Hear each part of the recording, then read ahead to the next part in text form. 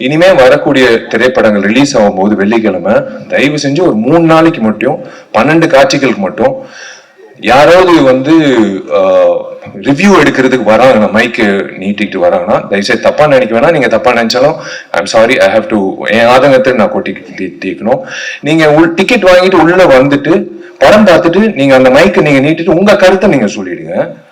ஆனா தயவு செஞ்சு அவங்கள வந்து ஒரு 3 days மட்டும் வெளியில, தப்பா நினைக்க வேணாம், உள்ளார பிரமிசஸ் இல்லாம வெளியில அவங்கவுங்க வண்டி வாகனத்துல ஏறி வெளியில போகும்போது நீங்க அவங்கள வந்து போய் நீங்க வெளியில கேட்டுக்கோங்க. அவங்களோட ரிவ்யூ கேட்க வேணாம்னு நான் சொல்ல, வெளியில கேளுங்க. ஆனா தயவு செஞ்சு ஒரு 3 நாட்களுக்கு மட்டும் அந்த 12 காட்சிகள் மட்டும் எக்ஸிபிட்டர் அசோசியேஷன் நான் ஒரு வேண்டுகோள விண்ணப்பமா வைக்கிறேன்.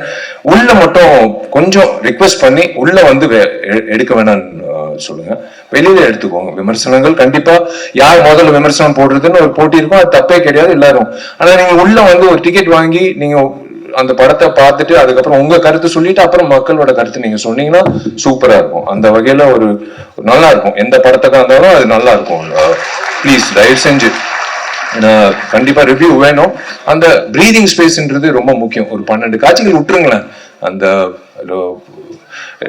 அதுதான் ஒரு திரைப்படத்துக்கு ஒரு இவ்வளவு உழைச்சிருக்காங்க. அது கண்டிப்பா வந்து அது ஒரு நீங்க கொடுக்குற சப்போர்ட் தான் அந்த வகையில.